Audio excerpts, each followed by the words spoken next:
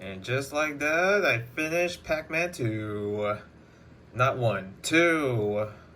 What a good game in the end. Yep, these are all the levels. Oh my. Pretty short game. I thought it was longer.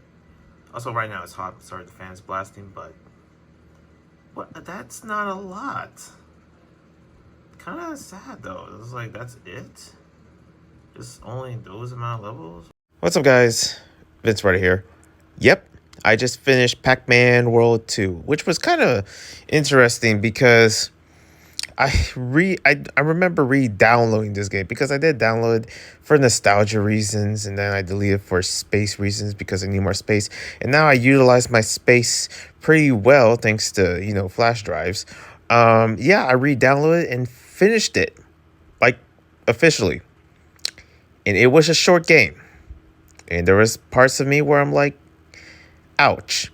But let me tell you what my vibes are when playing Pac-Man World 2. Now, the reason why I'm bringing up Pac-Man World 2, because this is the game that I grew up playing, specifically the PlayStation 2 version, yet I finished the GameCube version. But, that's despite the point.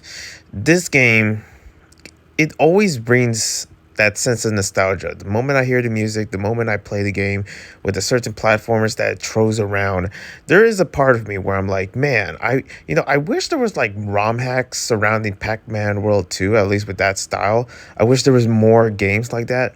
But also, my gosh, there's something about this game where in my head, because so far I played, what was the other game I played recently? I played Tak. Right, Tak and the Power of Juju.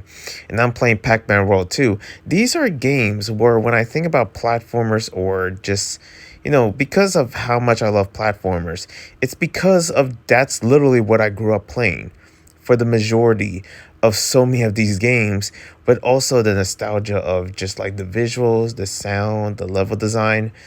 Like, it always takes me back. I always think about the universe of Pac-Man, but it always surrounds like where I was at that point. And man, let me tell you, of course this is a game I grew up playing.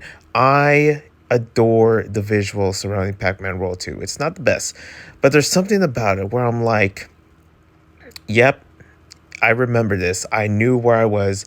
This is a game where, back in elementary when I'm playing this, like there was, I don't know what it was. It took me to a place where it has so much fond memories of just like the experience of just like playing a 3D platformer of this in this like style in this setting. And it's not really like top tier compared to Crash or Sonic or anything like that, but there's something about Pac-Man the World 2 where I was like it's hard to describe. The moment I came from the hub world, which is the first level of the game, it just brought me back. I'm just like, oh my gosh, I was here. And, it's kind of like visiting an old city. And that's the thing about nostalgia that is so powerful.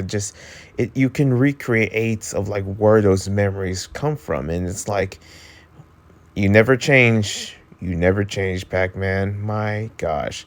And the moment I played this, because it was just this. I never played 3 or 1. Pac-Man World 2 would go as far as one of the most nostalgic games that I have ever touched in any kind of like console during that time, because it just, I don't know. Whenever I think about this game, I'm thinking about like, yep, this is something that definitely that I was eating good when it comes down to my childhood. And here's the thing, any game that was available at that time, whatever is available on Blockbuster or wherever I got the game. But for this particular, Pac-Man World 2, specifically, like, it was like I had the Golden Grail, I had unlocked with the Pac-Man arcade where you get to play the old school Pac-Man games. And also I have the collectathon of the main game itself. So if anything, it was nice. And also it was like small. And here's the thing, I never really finished the game.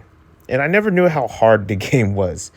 But man, there was like certain platforms, there were certain like, difficulties here and there, especially surrounding the boss battles, especially the last one. That was a pain. But I finished it, and of course, it was easy enough to get through an emulation, thanks to save states. But other than that, this game like just had the levels like the first with the what's really most memorable of some of the levels, it was always that freaking tree level that with the big trees and everything was like basically the second atmosphere of the game.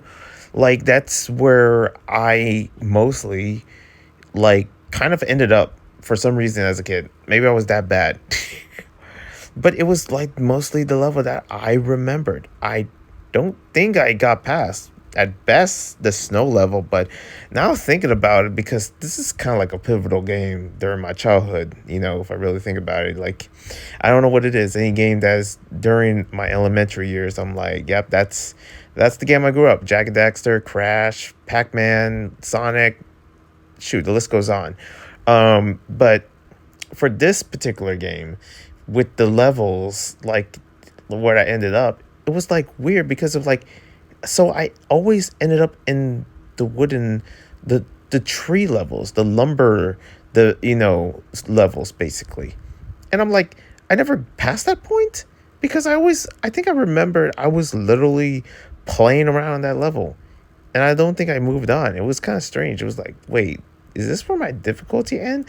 And maybe it's the freaking like boss battle that I have to get through with some of these ghosts, and it's like, damn. Also, speaking of ghosts, the game where that you collect this like ship thing or something, that you go into like the usual Pac-Man where it has like the maze and everything, where you're about to enter a maze. Man, those were enjoyable. I never thought how good I was actually playing these, but I came up with a couple of strategies here and there to actually get through them. And they don't have no jump button like I believe Pac-Man. What was the other one? Layers of Pac-Man or something like that.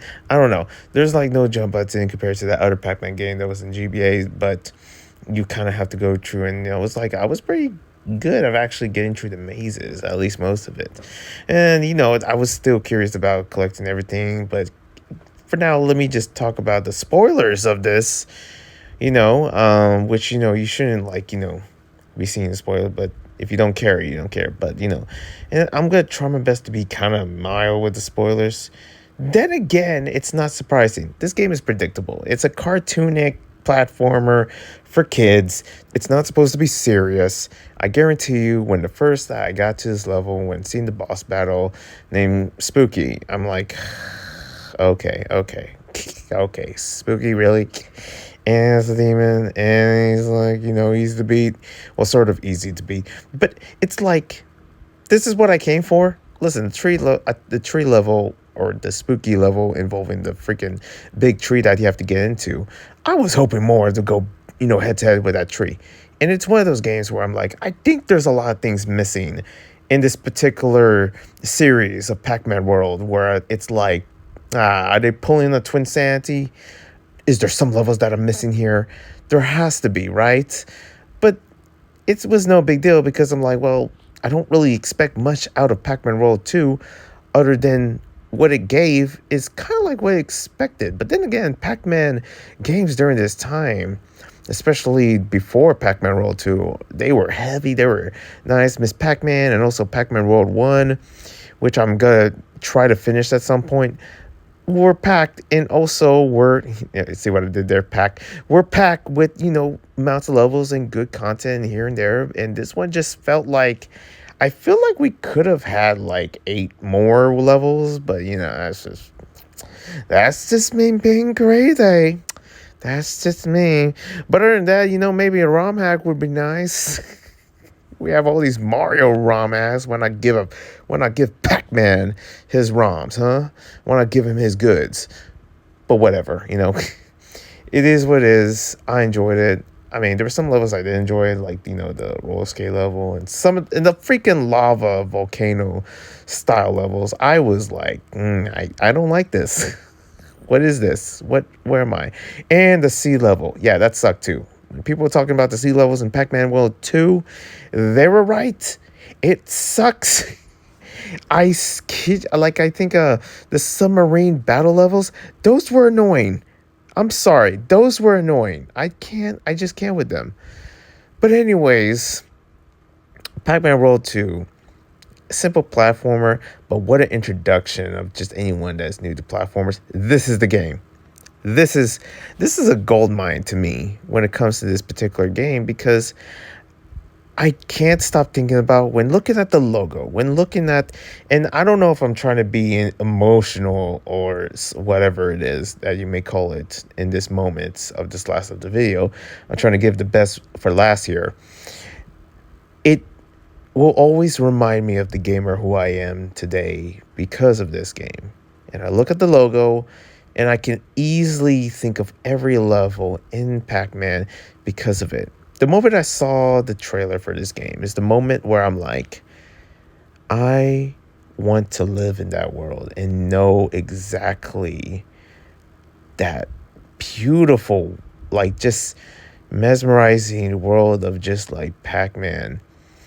Though it's not a place where I would like to live, but it's like there's just something about the nostalgia that Pac-Man just never fails to give. I'm not a Pac-Man fan, but this game was big during when I first played it, and now finishing it, I have to say, eh, it's alright. It's alright. Shoot, I was like, well, Pac-Man World 3 could be good. I don't know. But I gotta say, I love this game. I really do.